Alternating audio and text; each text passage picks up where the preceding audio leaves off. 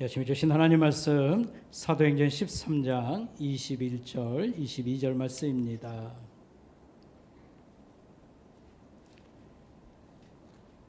사도행전 13장 21절입니다. 여러분이 가지고 계신 신약성경 209페이지 되겠습니다. 사도행전 13장 21절 22절 말씀입니다. 그 후에 그들이 왕을 구하거늘 하나님이 베냐민 지파 사람 기스의 아들 사울을 40년간 주셨다가 폐하시고 다윗을 왕으로 세우시고 증언하여 이르시되 내가 이새의 아들 다윗을 만나니 내 마음에 맞는 사람이라 내 뜻을 다 이루리라 하시더니 아멘. 이 시간 우리가 영상으로 하나님께 감사와 찬양으로 영광을 올리도록 하겠습니다.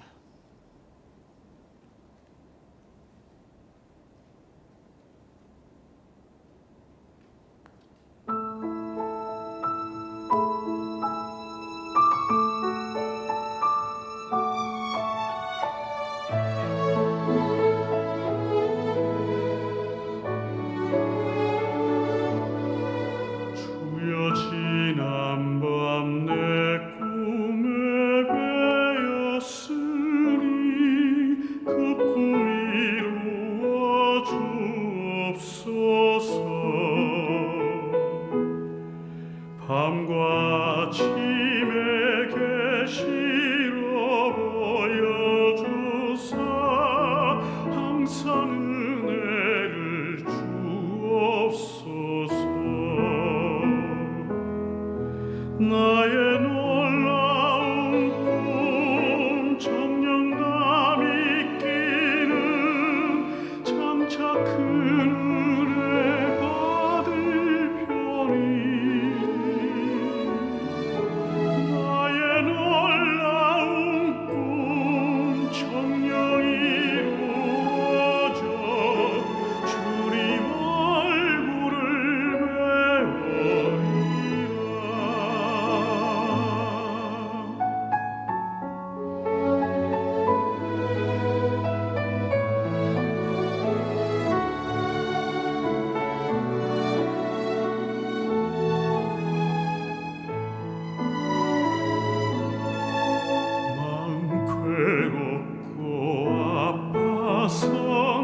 낙심될 때 내게 소망을 주셨으며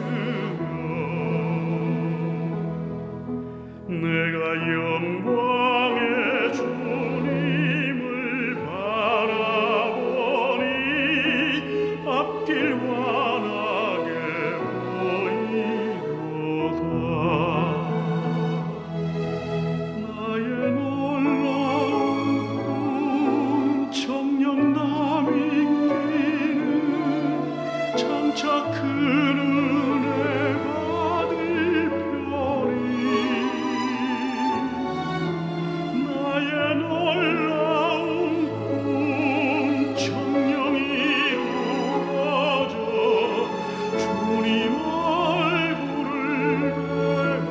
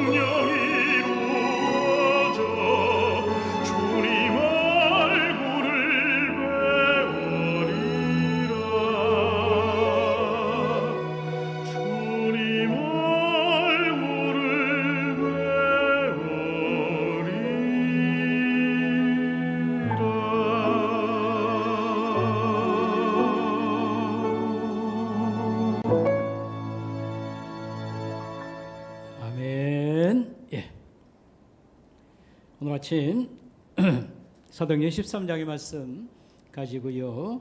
제목 정치인 다윗이라 이런 제목으로 우리가 말씀을 나누도록 하겠습니다.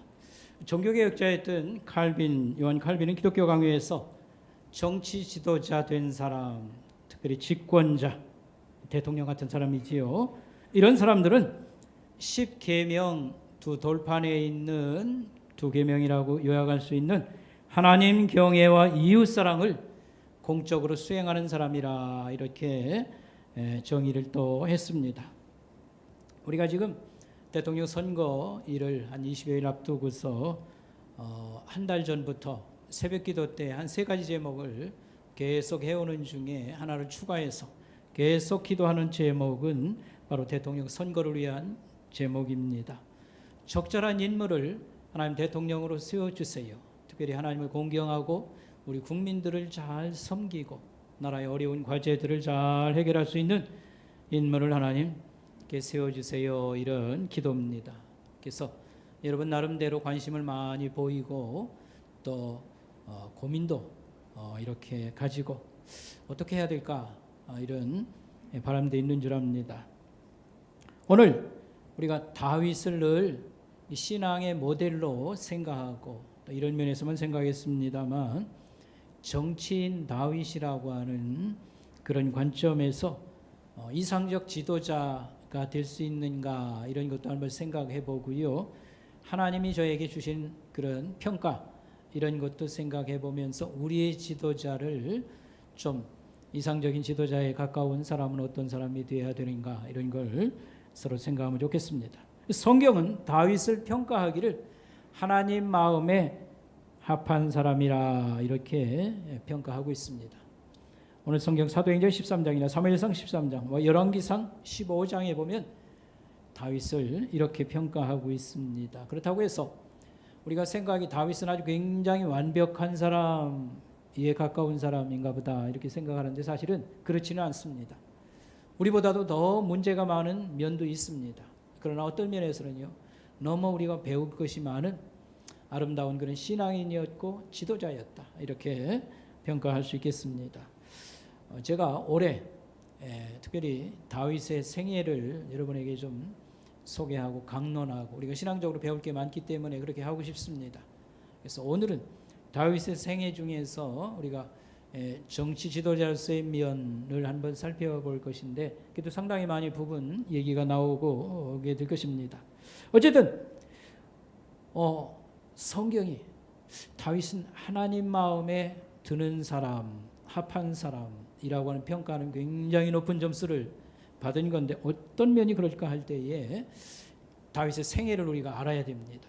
그래서 특별히 이 말이 나오게 된 것은 사울 왕, 첫 번째 왕의 실정과 많은 불신앙 이런 것을 서로 대비해 가면서 하나님이 내가 마음에 드는 사람을 왕으로 세우겠다 이렇게 하면서 다윗을 세워주었다고 볼 수 있고요. 그 이후에 다윗은 적어도 두 가지 면에서 하나님 마음에 든 마치 효자 같은 자식이라고 말할 수 있겠습니다. 두 가지 면이 뭐냐 하면요. 첫째는 하나님 말씀에 전적으로 순종하는, 하나님 말씀이라고 하면 전적으로 순종하는 그런 신뢰의 사람, 믿음의 사람이었다라고 하는 거고요. 또 한 가지는 사람이 정직하고 솔직했다라고 하는 말씀입니다. 겸손한 사람이었다라고 하는 말씀입니다. 오늘 말씀 듣는 중에 또 이런 면이 또 이렇게 드러나지 않을까 싶습니다. 우리 첫 번째 생각할 것은요. 하나님을 공경하는 지도자. 하나님을 공경하는 지도자. 물론 이스라엘 나라는 요즘 말로 말하는 국교가 하나님 믿는 그런 종교였습니다. 그래서 여러분 이스라엘의 지도자들은 하나님이 이 여러 민족과 나라 중에서 뽑아서 이렇게 하나님을 섬기도록 한 거니까 교회라 이렇게 생각을 하고 이스라엘 지도자들은 특별한 사람들이구나 이렇게 우리가 생각하면 좋겠습니다. 하나님을 잘 공경한 사람이었다 이렇게 말할 수 있겠고요. 이따 적용을 하겠습니다만 적어도 기독교를 믿거나 안 믿거나 우리가 하늘의 하나님을 이렇게 인정하고 공경하는 그런 그것이 필요하다고 생각을 합니다. 자, 그의 생애를 우리가 한번 좀 분석해 가면서 하나님을 다윗은 어떻게 공경했는가를 한번 살펴보도록 하겠습니다. 이 다윗이 왕으로 하나님께로부터 선택을 받지요. 선지자가 와서 왕되기 아주 굉장히 오래전에 기름을 그에게 머리에다 부었다 그랬습니다. 이것은 왕의 대관식에서 가지는 그런 절차인데 예비 절차를 밟은 거지요. 그래서 벌써 굉장히 오랜 세월 전에 두 번째 왕으로 하나님께서 딱 선택하고 그에게 선지자를 보내서 기름을 붓습니다. 자, 그런데 일이 있고서 그냥 몇 년 만에 왕의 자리에 그냥 뭐 뽑혀서 올라갔더니 올라갔다 하면은 좋겠는데, 사실은 우리가 상상하기 어려울 정도로 오랜 동안 시달림을 당하면서 고난의 시간을 갖습니다. 이게 왕 수업이라 이렇게 생각하면 좋습니다. 어쨌든 다윗은 말할 수 없는 그런 어려움을 겪고요. 요즘 정치적으로 말하면 정치적인 박해의 시간을 가졌다라고 했습니다. 특별히 다윗이 이렇게 스타가 되고요. 국민들에게 드러난 게 뭐냐면 적군 블레셋이 쳐들어왔을 때 여러분 잘 아는 것 마냥 이 골리앗이라고 하는 대군을 이끌고 그 다음에 거인 장수가 와서 숫자도 그냥 10세인데다가 여러 가지 어려움을 갖고 있는 이스라엘을 공격하려고 할 때 다윗이 하나님 이름으로 나아가서 대승리를 거두었습니다. 그것도 여러분 아는 것 모양으로요. 옛날에는 칼 들고 창 가지고 이렇게 싸우던 때에 물맷돌이라고 하는 야구공 같은 거 하나 가지고 있지 않습니까? 적 장수에 이 머리통을 맞춰가지고요 실신을 시키고 이렇게 쓰러뜨린 그냥 기적 같은 그런 일이지요. 그럼 하나님의 도와주심인 줄 압니다만 그 이후로 이제 이 다윗이 드러나게 되고 또 백성들이 다윗이라는 이름을 이제 알게 됩니다. 그러면서 사울 왕에게 발탁을 받아가지고 공직 생활도 하고 그렇게 했는데 쫓기고 핍박당하는 그런 세월을 보내게 되었습니다. 이게 정치적 탄압을 받은 것입니다. 근데 원수는 외나무 다리에서 만난다라는 말이 있는 것처럼 사울 왕이 이 다윗을 굉장히 이렇게 코너로 몰아넣고 그저 다음번에 네가 내 자리에 올라설 사람이라 이렇게 생각해서 그 경계를 하고요. 여러 가지 죽이려고 괴롭히고 하는데 원수는 외나무 다리에서 만난다고요. 다윗이 거꾸로 사울 왕을 죽일 수 있는 기회들이 몇 번 이제 오게 되는 것입니다. 그래서 사무엘상 24장에 보면 마온 광야에서 사울 왕이 3,000명의 병사를 풀어가지고요. 산에 짐승을 몰듯이 이 다윗을 이렇게 몰아가지고요. 그를 이제 잡으려고 하는 것입니다.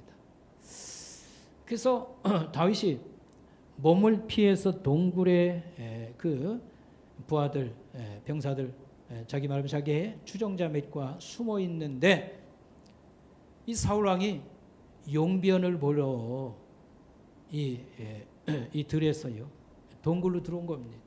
그래서 볼일을 보고 나가는 이런 과정에서 다윗의 부하들이 이렇게 말을 했습니다. 이게 하나님이 당신에게 준 원수 갚을 이제 그때가 왔습니다. 하나님이 주신 그야말로 천재일우의 기회인데 명령만 하십시오. 우리가 가서 목을 베어가지고 오겠습니다. 그때 다윗이 이것을 적극적으로 말렸습니다. 하나님이 세웠고 기름 부은 왕, 비록 실정이 있고 문제가 많을지라도 하나님이 치워주실 때까지 우리가 기다려야 된다. 우리가 손대는 것은 하나님의 뜻이 아니다. 기뻐하시는 일이 아니다. 해가지고 적극적으로 말렸어요.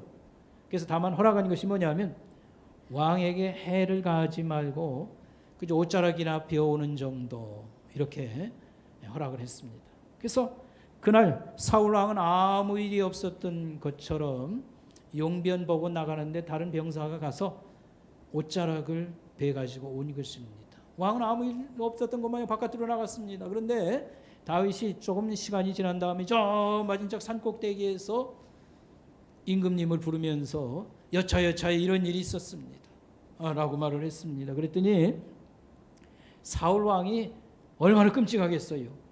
용변 나온 이때가 자기 죽는 시간이 꼭 되었을 텐데 이렇게 살렸다고 하는 것은요, 참 고마운 일 아니겠습니까? 눈물을 아마 흘렸는지 모르겠습니다만 너무너무 고마워가지고 이 다윗을 칭찬하고, 나는 너를 죽이려고 하는데 너는 나를 이렇게 돌봤구나 하면서 감동을 먹어가지고요, 이렇게까지 말합니다. 내가 다음에 왕이 될 것이라. 왕이 되면 내 집안, 내 자손들을 잘 돌봐달라까지 부탁을 하는 이런 사건이 있었습니다. 근데 사람이라는 게 코너에 몰리면 그때만 뭐 이렇게 고맙다고 하고, 시간이 가면 또 그 마음이 금방 바뀌는 거라고 생각이 됩니다. 얼마 후에 그 뒤에 보면요, 다른 지역에서 십광야라고 하는 곳에서 정보가 왔어요. 다윗이 어디에 숨어 있다. 그러자 또 사울이요, 이 다윗을 잡으러 이렇게 병사들을 또 이끌고 나온 겁니다.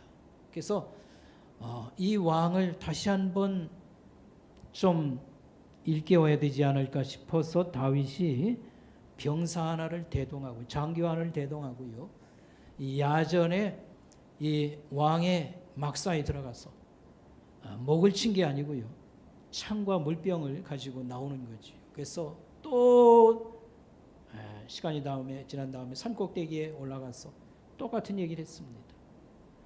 뭐 사울은 감동을 먹고 너는 뭐 선하고 나는 약하도다, 뭐 별별 소리를 해가면서 고맙다는 얘기를 합니다. 그러나 사람이 바뀌지 않는 것이지요. 어쨌든요, 근 10년간을 왕이 되기까지, 기름 부음을 받고 왕이 될 때까지 10년간을 이 다윗이 사울 왕의 이런 박해를 받았습니다. 그러나 다윗이 하나님이 제가 설명한 것처럼 기름 부어 세운 왕을 하나님이 때가 되면 치우실 것이라, 그때까지 내가 손대지 않는다, 이런 마음으로 하나님 말씀을 따랐고 존경했다, 이렇게 볼 수가 있겠습니다.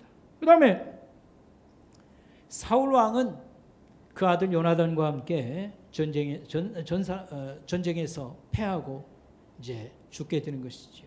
그게 이제 자결을 결국은 했습니다만, 그래서 사울 왕은 죽고 새로운 그런 시대를 맞게 되었는데, 이 다윗의 그 출신 그 부족이었던 유다 지역에서는 다윗이 왕이 되었습니다만 전 이스라엘 12부족을 다 통일한 그런 상태가 아니었습니다. 사울 왕의 남은 세력들, 그래서 아브넬이라고 하는 군사령관이 이스보셋이라고 하는 사울의 손자를 새로운 왕으로 옹립을 하고요, 그리고 다윗과 이렇게 서로 대립 관계에 있고, 이제 이 구정권이 계속 이스라엘 땅에서 아직도 행세를 하고 있습니다. 이런 상황에서 다윗은 나라를 통일한다, 하나님의 이런 선택과 계시가 있었다고 하는 걸 국민에게 선포하고요, 그 다음에 이 잔존 세력을 이렇게 잘 이렇게 다스려서 이렇게 천하를 통일하고 민족이 하나로 이렇게 통일되는 그런 왕으로, 나라로 세우겠다고 하는 그런 뜻을 보이지 않았습니다. 그래서 정작 자기에게 돌아오지 않는 그런 민족, 자기 백성들을 하나로 모으기 위해서 소위 요즘 말로 말하면 내전을 벌이지를 않았습니다. 그렇게 하면서 약 한 7년 반을 기다리고 있었던 것입니다. 그러자 한 2년쯤 지났을 때에 이 사울 왕조의 나머지 세력들이, 특별히 아브넬이 아브넬이 투항을 하고요, 그 다음에 한 2년 만에 이 사울의 정권 추종자들은 이제 무너져서 다윗이 좀 시간은 걸렸습니다만 그 이스라엘 통일을 하게 되는 것이죠. 그래서 나라를 통일을 한다, 또 민족을 하나로 모은다, 나라가 이렇게 해가지고 주변의 강대국들이 뭐 즐비한데 이래가지고 우리나라가 어떻게 되겠냐, 뭐 이런 성급한 마음을 가지고 내전을 벌이거나 뭐 통일을 한다고 뭐 이렇게 하지 아니했다라고 하는 사실, 이 참 하나님의 그런 섭리를 기다렸던 그런 것이라고 말할 수 있겠습니다. 자, 세 번째로는요, 다윗의 생애가 온전히 처음부터 끝까지 하나님 계시나 말씀을 기도하고 받아서 움직이고 그런 건 아닙니다. 그러나 그의 생애를 볼 것 같으면은 적어도 처음 또 중대한 그런 시점에 기도를 진지하게 간절하게 기도하고 하나님의 허락 없이는 움직이지 않는 그런 모습을 보여주고 있습니다. 그래서 하나님을 가까이 하고 하나님을 끔찍이 사랑하는 그런 왕이었는데 진짜 왕이 되고서 하나님께 중요한 그런 시점에 뜨겁게 기도하고 또 인도를 받고 하나님 말씀이 오지 아니하면 움직이지 아니했다. 얼마나 아름다운 일인가 우리가 할 수 있습니다. 다윗이 왕이 된 다음에 요즘으로 말하면요, 어디다가 수도를 정해야 되냐 이런 문제가 나왔을 때에 하나님께 기도를 합니다. 하나님, 우리가 어디에 가서 정착지를 정해야 되겠습니까? 할 때 하나님께서 헤브론으로 가라 이런 말씀을 주셨습니다. 여러분, 헤브론은 저 유다 땅에서 좀 남쪽으로 가 있고요. 아브라함의 고향이라면 고향이라고 할 수 있는 그런 곳이지요. 그래서 헤브론에 가서 이렇게 도읍을 정하고 서울을 정하고 이렇게 출발을 했던 것입니다. 자, 그 다음에 가장 다윗의 생애의 큰 업적이고요, 가장 강대한 적이 뭐냐면 블레셋 족속들입니다. 우리가 조금 전에도 언급했습니다만 이 골리앗이라고 하는 거인 장수가 엄청난 병력을 거느리고 이스라엘을 쥐어락펴락하고 늘 그 지배하에서 벗어나지 못하는 그런 상태에 있었습니다. 그래서 이 블레셋과의 싸움은 굉장히 큰 과제였죠. 그때 다윗은 하나님께 기도합니다. 하나님, 도와주시겠습니까? 저를 도와주시겠습니까? 저를 써주시겠습니까? 우리에게 그 블레셋 군대를 주시겠습니까? 그런 기도를 해서 2번이나 응답을 받습니다. 어떻게 싸우라까지 지시도 받는 것이지. 원래 이 블레셋은 지중해 저쪽 해양 민족으로 이 팔레스타인 서쪽에 정착을 했습니다. 그런데 다른 나라보다도 이 철기 문명을 일찍부터 받아들여서 이 철 무기들을 갖고 있었고요. 이스라엘 땅만 해도 청동기 끄트머리에 있었습니다. 이 다윗 시대만 해도. 그러니까 대개 이 칼이라든지 창이 구리, 노쇠 이 정도입니다. 근데 싸워보면 무기의 차이가 엄청나게 크다고 하는 것을 알 수 있습니다. 잘 부러지고 문제가 자꾸 생기고요. 그래서 블레셋을 당해낼 장사가 없는 거죠. 그런데 다윗이 블레셋을 완전히 그 세력을 꺾어 놓습니다. 다시는 이스라엘을 쳐들어오고 이렇게 괴롭히지 못하는 또 이런 일을 이루었습니다. 그래서 블레셋과의 싸움을 앞두고 하나님께 기도하고 허락받는 그런 것을 우리가 성경에서 볼 수 있습니다. 그리고 다윗의 생애를 얘기할 때에 성전 건축을 우리가 빼놓을 수 없습니다. 이렇게 다윗의 신앙을 얘기할 때 그런 성전 건축에다가 얼마나 열정을 쏟았고 소원을 가졌는가 하는 것인데, 왜 이 성전 건축을 그렇게 중요하게 생각했는가 하면 이것입니다. 단순하게 생각해서 나는 이렇게 왕이 되어서 궁궐을 짓고 좋은 데서 사는데 하나님 이제 임재를 상징하는 언약궤는 텐트집에 아직도 보관돼 있도다. 내가 이런 이 양치기를 하나님이 왕으로 이렇게 삼아주셨는데, 나 같은 사람이 이렇게 왕이 되었는데 하나님을 잘 모셔야 되지 않겠는가 해가지고 하나님을 잘 모시자라고 하는 게 이 성전 건축의 이 다윗의 그 마음이었습니다. 여기다 얼마나 공을 들이고 열정을 바쳤는가 하는 것을 알 수 있습니다. 이제 우리가 첫 번째 생각하는 것은 정치인으로서의 다윗은 하나님을 잘 공경했다라고 하는 걸 말씀드렸습니다. 특별히 사무엘하서 8장 15절에 볼 것 같으면 다윗의 통치를 성경이 평가하기를 정의와 공평으로 저는 나라를 다스렸습니다. 하나님의 뜻, 하나님의 소원이라고 할 수 있는 정의가 강물같이 흐르는 나라, 하나님의 은총의 사랑이 이렇게 전 백성에게 강물처럼 흐르는 나라, 이게 하나님의 뜻이요, 다른 말로 하나님의 소원인데 이걸 반영한 정치인 다윗을 우리가 여기서 우리가 생각해 볼 수 있겠습니다. 자, 두 번째로 다윗은 백성을 잘 섬긴 그런 통치자였다, 지도자였다, 정치 지도자였다, 이렇게 볼 수 있는데 우리 몇 가지 사건 속에서 한번 살펴보도록 하겠습니다. 첫 번째로는요, 반대편 사람들, 정치적인 입장이나 여러 가지 면에서 반대편 사람들, 정적들을 잘 대접을 했습니다.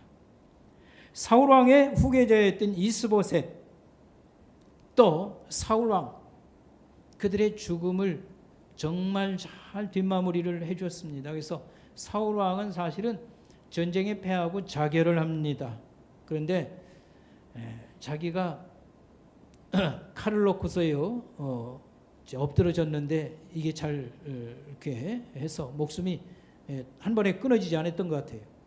그래가지고 거기 외국인 사람이었는데 자기 목을 이렇게 베도록 이제 그렇게 요구하고요. 하여튼 그래서 사울의 비참한 죽음과 그 다음에 그 손자 이스보셋이 후계자로 이렇게 한 2년간 또 통치를 했는데 이들의 목을 베 가지고 다윗을 찾아옵니다. 그런데 다윗은 이들을 다 처형을 합니다. 그러니까 백성들 입장에서도 이렇게 다윗의 핍박을 가하던 사람들 목을 쳐서 들고 가면 상을 받겠지 이렇게 생각을 했는데 다윗은 이것이었습니다. 하나님이 기름 부어 세운 왕을 네가 뭐 어떤 사람인데 그렇게 할 수 있냐 해가지고 기회주의자로 아마 생각을 했든지 이들을 다 처벌을 이렇게 했던 것입니다. 그 다음에 이 사울 왕의 군사령관이었던 아브넬이라고 하는 사람 굉장히 용감했고요, 굉장히 지도력이 있었지 않는가 생각합니다. 그래서 마지막에는 이스보셋을 옥립해 가지고 한 2년 동안 이렇게 실세 노릇을 했었는데 이 아브넬이 투항을 해옵니다. 다윗이 이것을 받아들이죠. 그런데 다윗 왕의 허락을 받지 않고 그 밑에 있던 장수였던 요압이 이를 살해합니다. 근데 이걸 아주 불쾌하게 생각하고요. 그러나 이 아브넬을 애도하고 장례를 잘 치러줬습니다. 근데 백성들이 이걸 지켜보고서요, 그래서 아브넬이 투항해서 왔는데 저가 죽은 이 사건을 백성들도 알고 있는데 이게 다윗이 목을 친 것으로 아마 오해를 하는 사람도 있지 않았겠는가 싶어요. 근데 장례식을 잘 치러주고 임금님이 거기 쫓아가면서요, 장례에 쫓아가면서 그렇게 장례를 잘 치러주니까 백성들이 이걸 지켜보고 그 사무엘하서 3장에 볼 것 같으면 백성들이 이 왕이 무슨 일을 하든지 다 기뻐하였다. 그러니까 민심이 확 그냥 다윗에게로 다 돌아왔다, 이런 말이 되겠습니다. 그리고 사울의 손자가 무비보셋인데 양다리를 이렇게 불구 상태에 있었습니다. 그런데 그 아들이었던 요나단을 다윗이 굉장히 친구였고 아주 그 도움을 서로 주고받고 뭐 좋은 관계였죠. 그래서 나중에 다윗이 사울의 그 가문 중에 남은 사람이 없냐 해가지고 찾아낸 것이 무비보셋입니다. 무비보셋을 왕자처럼 대접을 했어요. 그래서 늘 임금님 식탁 자리에 무비보셋이 같이 식사하도록 하고요. 그 다음에 사울 왕조의 재산을 그에게 다 돌려주고 그렇게 했습니다. 이런 것들은 참 굉장히 다윗의 어떤 인간성이나 지도력을 우리가 참 평가할 수 있는 부분이라고 생각합니다. 지금도 우리가 정권이 바뀌면 보복을 한다. 과거에는 그냥 잘못한 것도 덮어놓고 있다가 다 들추어내가지고 뭐 처벌을 하고 정치보복 이런 얘기가 나오는데 이런 거에다 대면 다윗은 굉장히 인격적으로나 훌륭한 사람이다, 이렇게 말할 수 있겠습니다. 그래서 신학자들도 이것을 다윗의 인간성이 좋은 사람이냐 아니면 지혜로워서 뭐 이렇게 한 거 아니냐 뭐 그렇게 얘기하는데 뭐 두 면 다 있습니다만 어쨌든 다윗의 인간성은 다른 면에서 또 우리가 읽어볼 수 있으니까 다윗의 참 인격적으로 훌륭한 면이라고 보는 것이 바람직하다 이런 생각을 갖습니다. 그 다음에 다윗이 왕이 되기 전에 자기가 피난민처럼 떠돌고 목숨을 보존하기 위해서 혼자 이렇게 애를 씁니다. 그럴 때에 새로운 지도자가 좀 되었으면 아마 그런 심정으로요 억울한 사람이나 가난한 사람들이 다윗을 찾아옵니다. 그래서 전국에서 모여든 사람들이 한 400명이 다윗을 따르게 됩니다. 다윗은 아마 처음에는 아마 굉장히 불편하게 생각했을 거예요. 나도 혼자 몸뚱이에 이 좁은 땅덩어리에서 이스라엘이 어느 정도 면적의 나라냐면요 경상남북도 많은 땅입니다. 좀 산악이 많고 뭐 험하긴 합니다만 그러나 자기 목숨 하나 이렇게 유지하기도 어려운데 이 사람들이 자꾸 찾아와 가지고 하면 뭐 정체가 드러나게 되고 그러지 않겠어요. 어쨌든 400명의 사람들이 모였어요. 그게 아둘람 공동체라고 하는 겁니다. 이 아둘람이라는 것은 장소 이름이 동굴 이름입니다. 지금도 있는데 저는 가보진 못했습니다만 여기에 모인 사람이 400명이었어요. 어떤 사람이 모였는가 보니까 성경이 이렇게 말했어요. 환난당한 자와 빚진 자와 마음이 원통한 자가 다 그에게 모였다. 이 환난당한 사람은 뭐냐면 어려운 사람입니다. 가난한 사람은 얘기하고요. 빚진 사람들, 실패자를 의미하고 마음이 원통한 사람들, 억울한 사정을 가진 사람들이 그저 다윗의 소문을 듣고 계속 모여들옵니다. 그래서 나중에는 한 600명 가량 사람들이 다윗과 함께 움직이는 것을 볼 수 있습니다. 이걸 통해서 다윗의 인간성이나 지도자로서의 역량을 벌써 사람들이 알아보고 모여들었구나 이런 걸 알 수 있고요. 이 사람들이 결국은 다윗의 핵심 그런 지지자들이 나중에 이제 되는 것이지요. 자, 그다음에 다윗의 생애의 가장 슬픈 사건이 뭐냐면 이 압살롬의 반란 사건입니다. 압살롬은 다윗의 아들입니다. 잘난 아들인데 압살롬이 아버지를 밀어내고 왕이 되겠다는 거예요. 그게 반란을 일으켰습니다. 그런데 예기치 못한 그런 사건이 일어나서 임금님이 밤중에 신발도 제대로 못 신고 도망할 정도로 이렇게 급한 상황이 벌어졌습니다. 근데 이때 피난길에 동행한 사람들이 어떤 사람인가, 중간에 돕는 사람이 어떤 사람들인가를 보니까 여기 상징적인 이런 사람들이 있습니다. 블레셋 사람들 중에서 600명이 함께 했다 그랬습니다. 이 블레셋 사람들이 어떻게 이렇게 많이 들어와 있는가? 용병인가? 뭐 용병도 있을 수 있고요. 그 다음에 이 블레셋을 굴복시키고 이렇게 다윗이 평정했기 때문에 알게 모르게 이스라엘로 이렇게 와서 이제 다윗을 도와준 사람들도 많이 있는 것으로 생각이 됩니다. 그 중에 이때라고 하는 사람이 있어요. 이때라고 하는 사람. 이 사람은 요즘으로 말하면 이제 청와대 정책보좌관 정도 되는, 옛날로 말하면 뭐 좌의정 우의정 할 때 그 한 자리에 들어갈 정도로 이 대단한 사람입니다. 이때가 이 반란이 일어났을 때에 이제 다윗을 적극적으로 돕는 사람이 되지요. 그 다음에 제사장들과 레위 사람들, 하나님을 섬기는 사람들이 이 피난길에 다윗과 함께했습니다. 이런 것은 다윗의 여러 인격적으로나 그 다음에 다른 사람들 또 쉽게 말하면 외국인들까지라도 이렇게 지지를 받는 그런 지도자였구나 이런 것을 알 수 있습니다. 그리고 또 다윗이 백성을 잘 섬겼다고 하는 것은 백성의 말을 잘 경청하고 들은 사람 이렇게 말할 수 있는 두 가지 사건으로 우리가 이런 예를 삼을 수 있겠습니다. 여러분 다윗이 권력을 개인 무슨 물건 쓰듯이 사적으로 잘못 쓴 게 있습니다. 사유한 게 있어요. 그게 뭐냐면 부하의 아내를 뺏어오고요.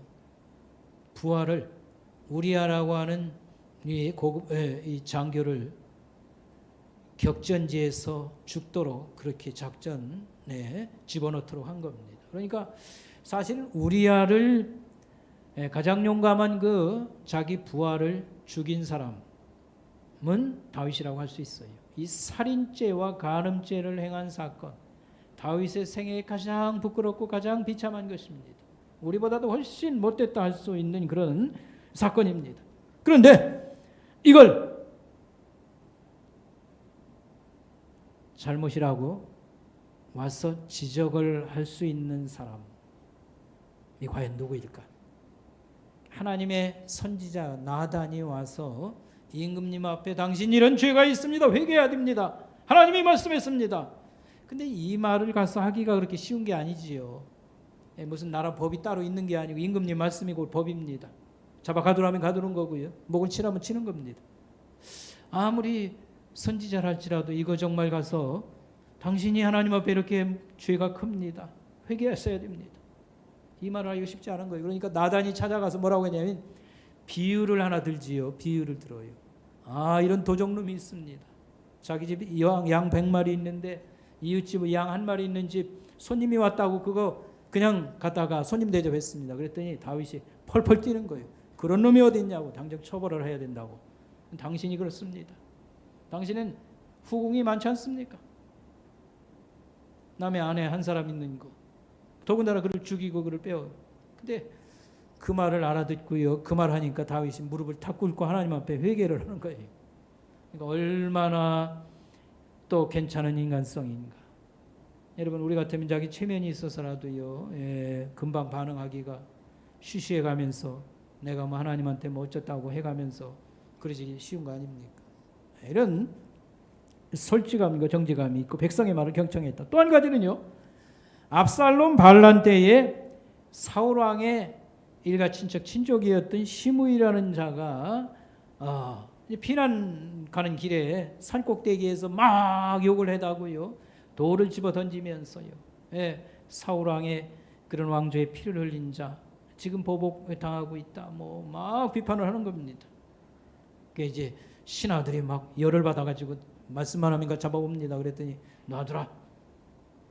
하나님이 저의 입을 통해서 나를 책망하시도다.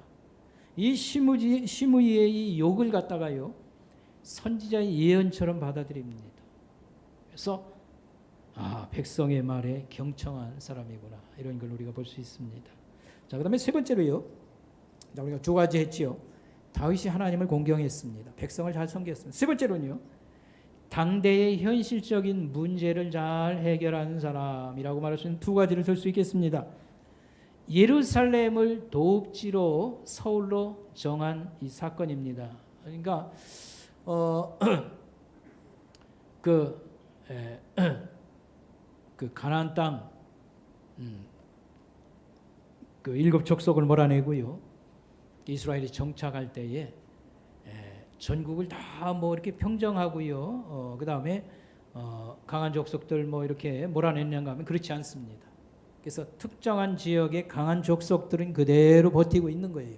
그 중에 하나가 여부스족이 예루살렘을 이제 가지고 있었습니다. 예루살렘은 지금도 그렇습니다만 굉장히 그 골짜기나 이 산세가 험하고 뭐 여러 가지 이런 입지를 가지고 있기 때문에 이 정복하기 어려웠습니다. 근데 다윗이 이 여부스족을 몰아내고요.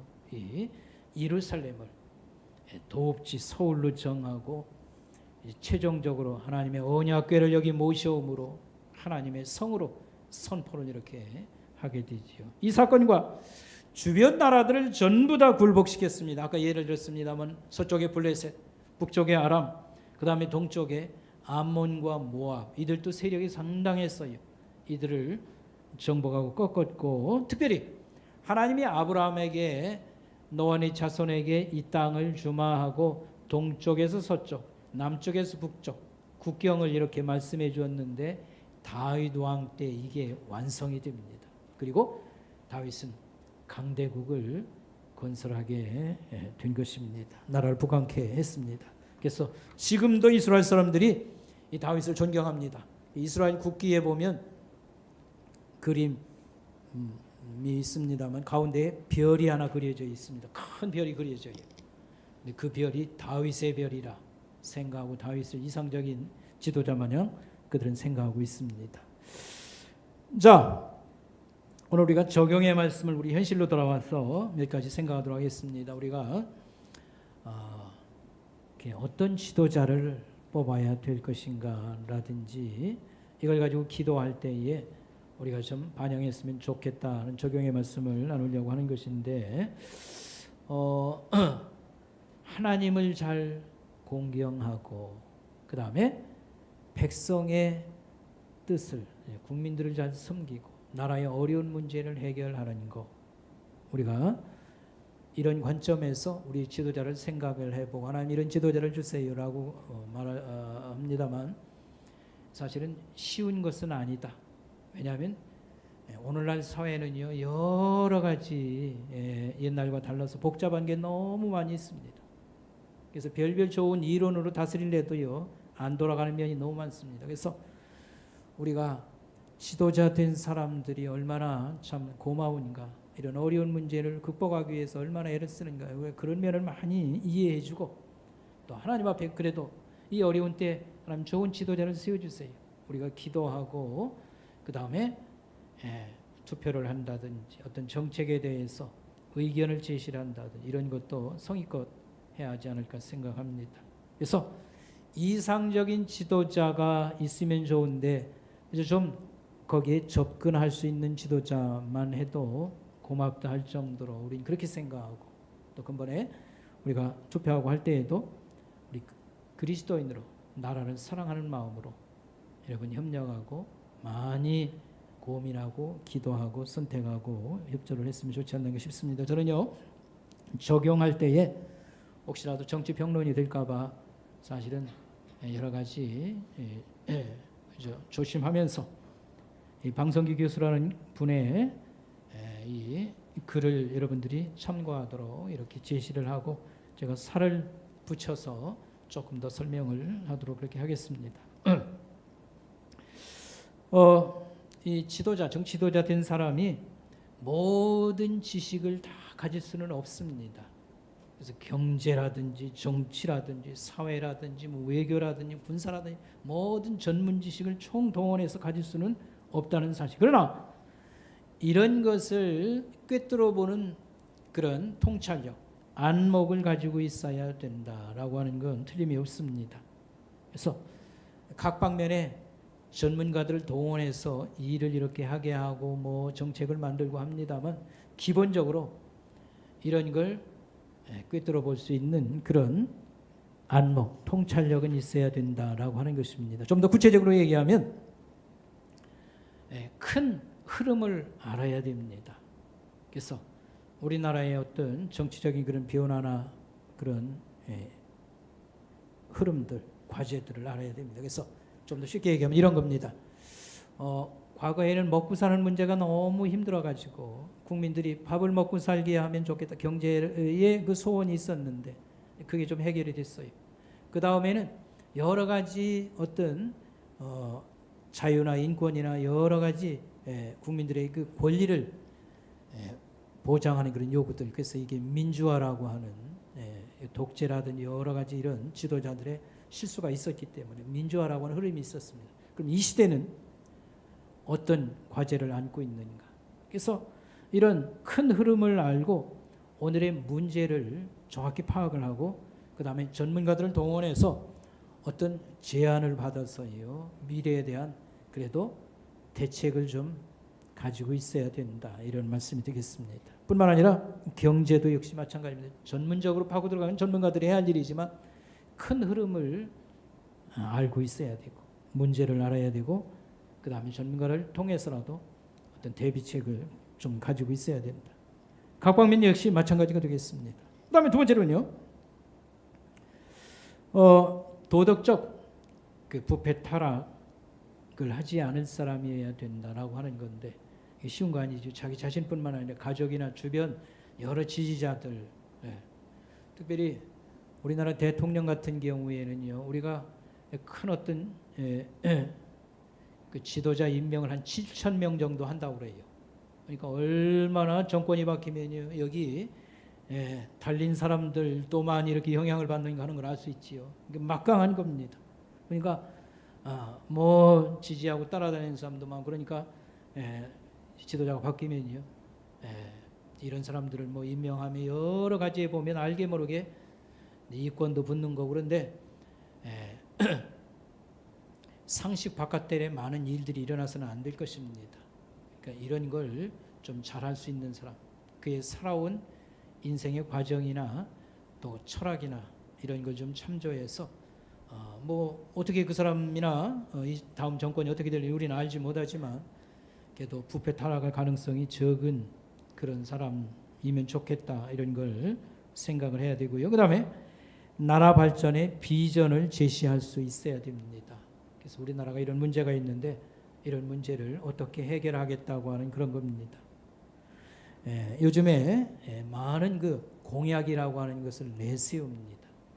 그러나 한 가지 알 것은 다 해결해 줄 수도 없고 그 짧은 기간에 해결해 줄 수도 없고 그런 뭐 돈이나 뭐 이런 것들이 그렇게 해결될 것도 아닙니다. 그래서 내가 뭐 지도자가 되면 다 해결됩니다. 이런 사람은 영웅심리를 가지고요. 이거 참 나쁘게 말하면 속이는 거나 마찬가지입니다. 그리고 이 공약이라고 이렇게 내세운 것들이라 할지라도 실제로 지도자가 되고 보니까 전문가들을 동원해서 연구하고 토론하게 하고 그 다음에 국민들의 그런 걸 알려서 합의라고 하죠. 이런 과정을 거쳐서 일을 이렇게 처리해야 됩니다. 그러니까 뭔 얘기를 하려고 그러냐면요. 내가 이렇게 많은 사람의 지지를 받고 이런 공약을 가지고 나왔는데 내가 이제 대통령이 됐으니까 이 공약을 차근차근히 다 완성하겠습니다. 근데 완성하는 것도 좋게 이렇게 완성하면 좋은데 이런 절차적인 이런 것들을 좀 소홀히 하고 무시하고 그러면 자기 그 정당이나 어떤 특정한 그런 개인 그 주관에서만 이렇게 하다가 보면 많은 반대가 일어납니다. 대표적인 게 원자력 같은 이런 문제가 아닌가 생각을 하고 특별히 교육이나 복지나 이런 것은 굉장한 많은 연구와 시간도 필요한 이런 많은 부분들이 있습니다. 그런데 소위 대통령과 또 그 이제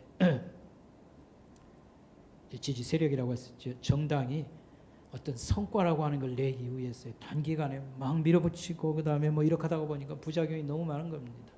이런 것들을 좀 손을 좀 이렇게 관계자들은 참고하고 했으면 좋겠다 이런 생각을 갖고 있습니다. 그 다음에 대개 그 정책이라고 하는 것이 다른 나라를 참조한다고 하지만 사실 베껴오는 게 많습니다. 베껴오는 게 많은데 문제는 잘 알지 못하고 이렇게 시행되는 게 너무 많다 이런 말을 하고 싶은 바가 있습니다. 무슨 뜻이냐면요. 우리가 계속 반대하는 것이 이 동성애자들을 이제 보호하고 뭐 이게 인권인 것 마냥 이렇게 막 주장을 하고 그러는데 이것은 미국 민주당의 정책을 베껴온 겁니다. 무슨 얘기를 하려고 그러냐면 미국은 성적으로 개방된 나라예요. 성적으로 물러날 뿐만 아니라 동성애자들이 많은 거예요. 그러니까 그들의 인권 문제가 나오게 돼 있어요. 근데 그걸 그대로 우리나라는 동성애 그렇게 많지 않습니다. 그들을 억압당하거나 그런 것도 없어요. 근데 그걸 그대로 베껴가지고 성소수자 이게 동성애자들이거든요. 그들의 이게 인권 오늘날 인권하면 뭐 정치적인 인권도 아니고요. 이 성소수자를 보호하는 게 인권의 상징으로 해가지고 무조건 보호하자고 하는 건데 그건 무슨 의미가 되냐면요. 군대나 여기 이제 동조하는 사람들이 어린 청소년들 뭐 많거든요. 동성애가 확 파지고 그 다음에 가정의 윤리 도덕이 무너지는 겁니다. 근데 이런 배경이나 맥락을 충분히 알지 못하고 그대로 카페에다가 이렇게 막 알지 못하고 이렇게 하는 거 아닌가 이렇게 생각이 된다 이런 말씀입니다.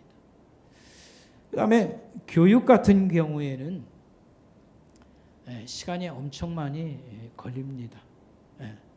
그래서 저도 예를 들면 이런 겁니다. 성경의 배경이 되고 이스라엘은 굉장히 그 우수한 그런 민족으로 알려져 있어요. 그래서 이스라엘 교육의 장점은 뭔가에 대해서 나는 나름대로요 굉장히 고민을 하고 뭐 좀 이해를 어떻게 해서 이스라엘의 탁월한 교육의 장점은 무엇인가. 근데 책을 읽어보고 해도 조금씩 이해는 갑니다만 이해가 안 돼요. 그래서 이런 게 있었어요. 뭐가 있었냐면 서울에 그 이제 큰 교회, 대형 교회에서요 교육 박람회라고 하는 것을 열고 이렇게 하는데 이스라엘의 교육을 우리가 성경 교육이나 이해하기 위해서 전문가들을 총동원을 했습니다. 그래서 대학 부총장도 데려오고 그때 그 우리로 말하면 교육부의 정책을 맡은 그런 국장급의 사람도 오고요. 그다음에 고등학교 교사도 오고 뭐 여러분들이 왔어요. 뿐만 아니라 거기 이제 선교사가 한 20년 정도 살면서 자기들이 보고 했던 그런 것도 다 와서 얘기하고 뭐 다 박사학위 가진 사람들이죠. 그다음에 그런데 결정적으로 도움을 받은 게 제가 있었어요. 이스라엘의 교육을 이해하는데 결정적으로 도움을 받은 게 있는데 그게 뭐냐면 이스라엘에서 유치원부터 대학까지 다닌 두 사람을 통해서 이스라엘 교육을 좀 이해하겠구나를 알 수 있겠더라고요. 선교사님 자녀였는데 이스라엘에 가가지고 유치원에 들어가서 그 다음에 중고등학교 거치고요 대학 들어가고 지금 군생활 이스라엘에서 군생활을 이렇게 하고 이제 한국에 온 그 청년의 얘기와 또 이스라엘에서 이 유치원부터 대학까지 이렇게 겪은 이제 대학을 거친 여자 선교사님 자녀인지는 모르겠습니다만 그 두 사람 얘기를 듣고 감을 잡을 수가 있었습니다. 이 사람들이 이렇게 인격 교육을 하고 이렇게 뭐 우리 같이 그렇게 뭐 입시 때문에 그렇게 뭐 몸달지 않는데도 어떻게 우수한 교육이 이루어질까? 요점은 이거예요. 이스라엘은 국민이 별로 많지가 않기 때문에 있지 않습니까? 경쟁이 이렇게 치열하지 않아요. 다 나오면 다 일자리가 있는 거예요. 그러니까 이렇게 여유가 있고요. 그렇게 조용조용히 그렇게 인격적으로 여러 가지를 해도 교육이 정말 이상적이라고 잘 되더라고요. 근데 우리 같은 경우에는 일자리 문제 때문에 대학 들어가기 전부터 난리를 피우고 있지 않습니까? 그쪽으로 다 총 몰려 있고요. 그 다음에 합리적인 교육이 이루어지지 않습니다. 그러니까 좀 바람직한 교육이 이루어지려면 여러 가지 요소가 이렇게 다 갖추어져야 되는구나. 그래서 시간을 상당히 오래 두고 우리 국민들의 생각도 바꾸어지고 여러 가지 산업적인 이런 흐름이라는 여러 가지를 고려해서 교육을 이렇게 해야 바람직한 교육이 이루어졌구나 이런 생각을 가지게 되었습니다. 자, 여러분 거기 이 셈을 보시기 바랍니다. 그 다음에 이 지도자로 나온 사람의 신앙이 뭐냐라고 하는 거 기독교인인가 아닌가 이런 문제입니다. 근데 신앙은 살펴봐야 돼요. 그 사람의 인생관과 가치관의 중요한 것을 형성하기 때문에. 그러나 반드시 기독교인이어야 될 이유는 아닙니다. 왜냐하면 기독교인이라고 해서 기독교의 모든 그런 성경적 가치관을 정책에 반영하거나 그러지 않기 때문에 그렇습니다. 오히려 기독교인이 아님에도 불구하고 기독교 정신과 가까운 정책을 피는 사람들이 있습니다. 그 요점이 뭐냐면요, 성경이 말하는 정의와 공의를 시행하고 백성들의 어려움을 이렇게 풀어주려고 그렇게 애를 쓰면 이게 성경의 가치관을 반영하는 훌륭한 지도자가 되는 것입니다. 우리나라에는 세종대왕같이 백성의 어려움을 풀어주려고 이렇게 애를 쓰는 이런 지도자, 이게 성경적인 가치관에 가까운 것이죠. 자, 그 다음에 5번이라고 하는데 보면 개인 자격도 중요하지만 어떤 정당인의 대표자인가가 중요하다. 왜냐하면 대통령은 자기의 어떤 공약이나 어떤 정책을 피지만 이 정당 안에서 사실은 활동할 수밖에 없습니다. 그 정당에 가는 방향으로 가면서 이 일을 추진할 수밖에 없습니다. 그래서 오늘날 보수 가치관이 더 필요한 때인가, 진보 가치관이 필요한 때인가, 물론 이것은 여러 가지가 섞여 있어요. 보수 가치관을 표방하는데도 보수 아닌 것도 너무 많이 들어있고, 그러나 이런 걸 보아서 여러분들이 적절하게 저기 해야 됩니다. 이런 말씀을 드리고요. 마지막으로요. 기독교 가치관을 정치에 반영하고 정말 존경하는 훌륭한 지도자 어떤 사람이 있을까 할 때에 미국의 아브라함 링컨 제가 소개했죠. 그 다음에 영국의 올리버 크로멜이라고 하는 분 나중에 한번 소개하겠습니다. 그 다음에 근자에 와서 영국의 마가렛 대처 이것은 교육에 대해서 이제 어버이 주일이나 하여튼 이럴 때 제가 한번 소개하겠습니다. 마가렛 대처 그 다음에 지금 물러난 독일의 앙겔라 메르켈 같은 경우 신앙의 가치관을 정책에 많이 반영을 했다 이렇게 볼 수가 있겠습니다. 말씀의 결론을 맺도록 하겠습니다. 우리 지도자를 뽑는 것은 교회의 지도자도 중요하고 우리 국가의 지도자도 중요합니다. 그들의 모든 정책이나가 우리의 생활에 너무도 막강한 영향을 미칩니다. 그래서 우리는 그들을 위해서 기도해주고 여러 가지 이해를 해주고 고맙게 생각해야 됩니다. 너무 사회가 복잡해서요. 별별 이론을 갖다 대도 이렇게 금방 답이 나오지 않는 이런 시대임에 틀림이 없습니다. 그래서 이들의 수고를 우리는 알아주고 국가에 협조하고 기도를 하되 또 좋은 그런 대안 마련을 위해서 이런저런 의견도 전달하고 또 필요할 땐 성명도 내고 할 필요가 있지 않을까 생각합니다. 우리 성도들이 많이 기도하고 또 투표에도 같이 참여하고 이렇게 해주시기 바라겠습니다. 기도하겠습니다. 하나님, 나라가 있어서 감사합니다. 여러 가지 시행착오가 많았으나 이 어려움을 딛고 우리가 여기까지 이제 살만하고 희망을 가지고 살 수 있는 때를 맞게 된 것 감사합니다. 무엇보다도 하나님을 공경하며 자유롭게 자식을 키우며 살 수 있는 나라와 신앙의 자유를 가지게 된 것 감사합니다. 하나님, 이 나라를 통해서 또 아시아와 세계에 기여하고 역사적인 여러 책임감을 우리가 해야 될 때인 줄 아오니 근본에도 좋은 지도자가 하나님 대통령으로 이렇게 뽑힐 수 있기만을 원합니다.